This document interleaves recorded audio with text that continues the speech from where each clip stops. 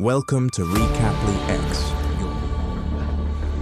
your movie recap in a flash. We bring the drama, the action, and the twists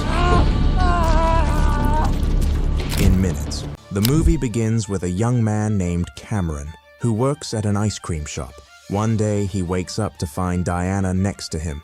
They promise each other never to abandon one another forever. Suddenly, Cameron wakes up and realizes it was all a dream. Later, his father tells him he wants him to stay with them to figure out what he will do with his life and future career. His mother, however, insists they should not pressure him and let him take his time. But his father gives him only 3 weeks to think of something useful to do. At the ice cream shop where Cameron works, the assistant manager, Lenny, scolds him for being late and tells him he will have to close the shop himself that day. Cameron explains he can't stay late because he has an appointment with Diana. Lenny doesn't believe him and mocks the idea, doubting Cameron even knows Diana. Meanwhile, a strange woman named Victoria appears standing in front of the neighbor's house. After Cameron finishes work, his colleague complains about having to close the shop late because of him. She asks if he really has an appointment with Diana, or if he's lying. He assures her he has known Diana for a long time. They used to talk a lot, and they share a strong bond. On his way home, Cameron passes by Diana sitting alone in front of her house. Suddenly, Jason and Chad appear and accuse him of taking pictures of her without her permission. They take his phone and throw it away. Diana intervenes before a fight breaks out and asks what is going on. Chad claims they saw Cameron taking pictures of her without her consent. Cameron denies it and goes to retrieve his phone to prove his innocence, but a passing car runs over it, breaking it. Diana diffuses the situation, asking Jason and his friend to leave. Cameron also leaves and heads home. That night, Cameron sees Victoria at the neighbor's house and realizes she notices him watching her through the window.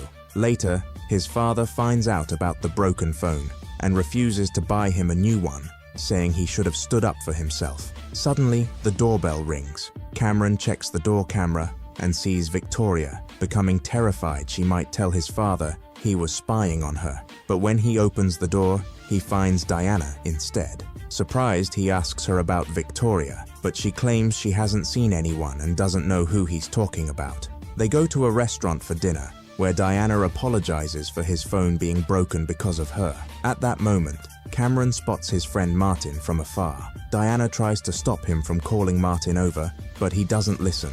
When Martin joins them, he becomes nervous talking to Diana and quickly leaves. Diana becomes upset with Cameron, who apologizes, not understanding what he did wrong. She explains that Martin was her friend but abandoned her during her graduation party, and she still doesn't know why he did that. To comfort her, Cameron assures her that if he were her friend, he would never abandon her. They continue talking for a while, but suddenly, Victoria appears in the hallway near the house in a strange manner.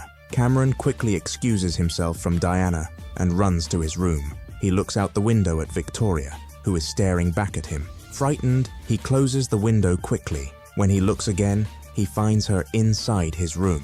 Terrified, he apologizes for spying on her through the window, explaining he was used to seeing Miss Carpenter in the apartment but hasn't seen her for a while. Victoria tells him she will stay in her house for a few weeks before leaving. Cameron asks her to leave before anyone sees her, but she threatens to tell his father unless he drives her around the city. Afraid, he agrees and drives her around. Eventually, she stops him, takes his car keys, and tells him to wait until she returns. She enters a building where a man welcomes her. When she takes too long, Cameron gets out of the car to check on her and peeks through the window, witnessing something shocking. He rushes back to his car, but a man emerges from the building, bleeding profusely and begging Cameron for help.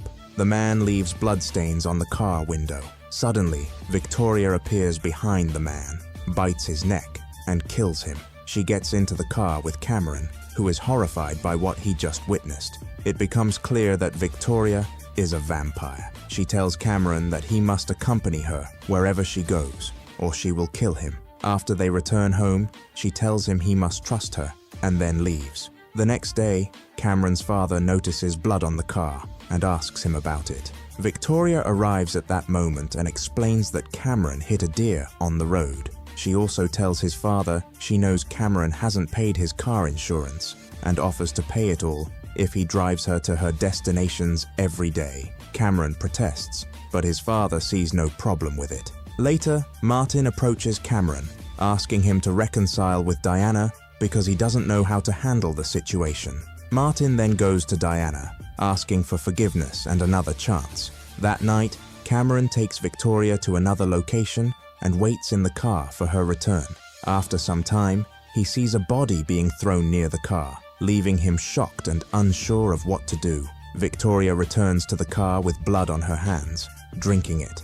Before they return home, she makes Cameron thoroughly clean the car of blood. At home, Cameron is terrified. While in bed, he finds Victoria next to him. She tells him why she is in the city. She reveals she is 247 years old, and in 1890, a group of vampires killed her lover because he refused to join them. And you know that a large number of that group traveled to America, and only a few of them remain in this city. She came to take revenge on them and kill them. When Cameron finds out that the ones she's killing aren't human, he tells her she should have told him from the start and informed him. One day, Lenny sees Cameron sitting alone with Diana in a restaurant and can't believe what he's seeing. On the same night, Cameron asks Victoria how many people in the city she is supposed to kill. She tells him there's one she'll finish off tonight and another one she hasn't found yet. This one is the one who killed her lover and is the leader of the group. She promises him that she'll kill him in a brutal way and make him suffer before he dies. They arrive at the location and Victoria asks him to wait for her in the car, as always. But Cameron insists on going with her this time. He enters the building with her. At that moment, Victoria goes to eliminate her target. When the man sees Cameron, he shoots him from a distance, causing him to fall to the ground. Victoria attacks the man, bites his neck, and kills him.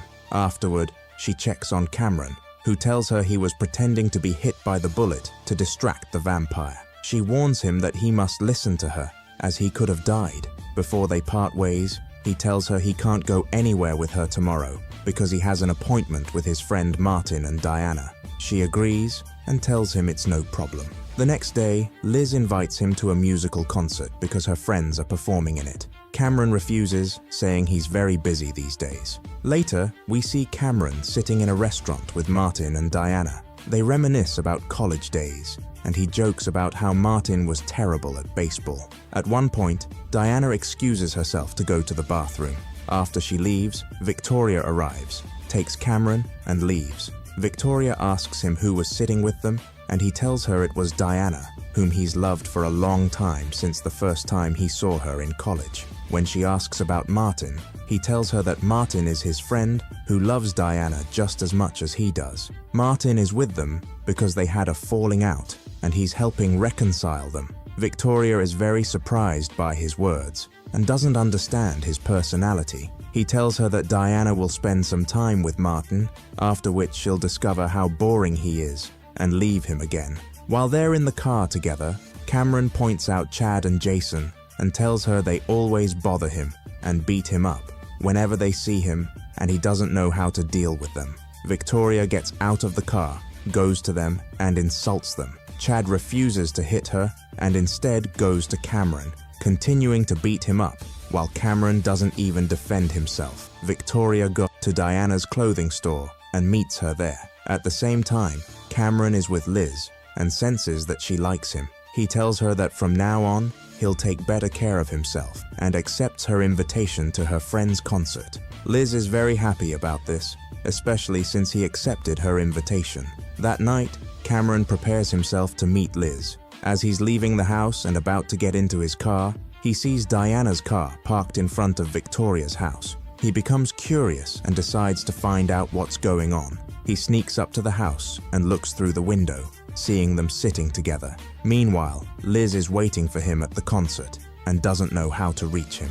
The next day, Cameron sees Diana leaving Victoria's house, getting into her car, and driving off. He then confronts Victoria, upset with her, and tells her he won't continue with her anymore and won't take her anywhere in his car. She attacks him, telling him he'll do everything she says. The next day, he meets his friend Martin, who is very sad, and tells him he wants to get back with Diana because he can't live without her. Later, Cameron goes to work and tells Lenny that he'll go on a quick errand with the car and return soon. As he's about to get into the car, Liz calls out to him, very upset because he didn't show up at the concert as he said he would. She slaps him and pushes him to the ground. Afterward, Cameron goes to Diana's clothing store and tells her that Martin wants to meet her, apologize, and rekindle their relationship.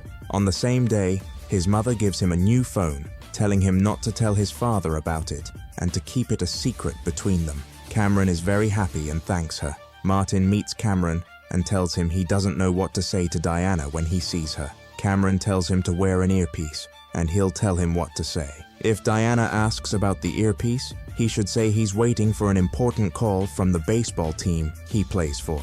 Martin goes to meet Diana and says everything Cameron tells him to say. Both of them are very happy together. Afterward, Diana gives Martin her car keys, telling him to drive and take them wherever he wants. Cameron tells him to take her to his house, but Martin refuses and decides to go somewhere else. Cameron gets angry at him for not listening and decides to follow them in his car. Martin stops the car, and at the same time, Cameron arrives at the location, hiding behind a tree to see what happens. At that moment, Diana removes the earpiece from Martin's ear and throws it on the ground, revealing that she knew all along that Cameron was feeding Martin the lines and that he was watching them from behind the tree.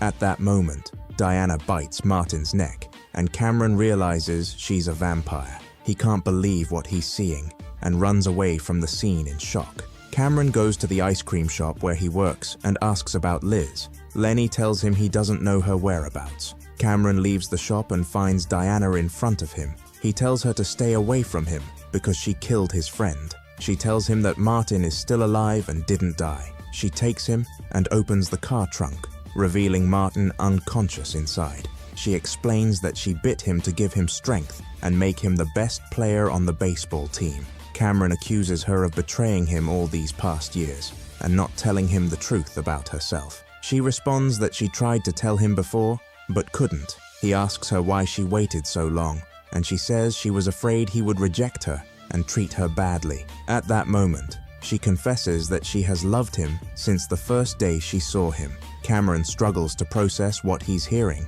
She also tells him that she didn't want to love him or get involved with any humans because everyone she cared about and loved ended up dying. She explains that she kept her distance because she was sure it wouldn't work out due to her nature being different from humans. Meanwhile, Lenny is observing them and overhears everything Diana says to Cameron. Later that same night, Victoria meets Cameron and tells him that she didn't know Diana was a vampire. When she found out, she didn't tell him to avoid shocking him since he wouldn't believe her. She reveals that the vampire he's been searching for all this time and wants to kill is Diana. She tells him she will take him hostage until Diana comes to rescue him. At that moment, Diana arrives at the house. Suddenly, Lenny confronts her and says he knows her true nature and will expose her to everyone. Diana gets angry, attacks him, and drinks his blood. Afterward, she and Martin break into the house, leading to a fight between her and Victoria. Diana initially loses the fight, but Cameron intervenes and saves her. Victoria grabs a knife and attacks Diana, but it doesn't harm her. Diana then strikes Victoria, throws her to the ground, and tells her she needs to listen to the whole story to understand what really happened a century ago. Diana explains that their leader was a very evil person, and all she ever wanted was to escape and get away from him. When she met Victoria's lover, she told him she wanted to run away. He promised to save her and gave her some of his blood. When the leader found out what happened, he killed Victoria's lover. Upon hearing this, Victoria apologizes to Diana because she wasn't responsible for her lover's death. She's happy to have found someone kind like Diana and expresses her wish for them to live together in peace in the future. They all bid farewell. Diana tells Cameron that she has to leave so he can live his life. She and the others get in the car and leave him alone. The next day, Cameron tells his parents that he wants to become a famous writer and will focus on writing vampire stories. He then goes to the ice cream shop and meets Liz. He He apologizes to her and explains everything that happened recently. Liz doesn't believe a word he says, but accepts his apology and decides to continue being with him. And with that, we reach the end of the movie. Thank you for watching, and goodbye, my friend.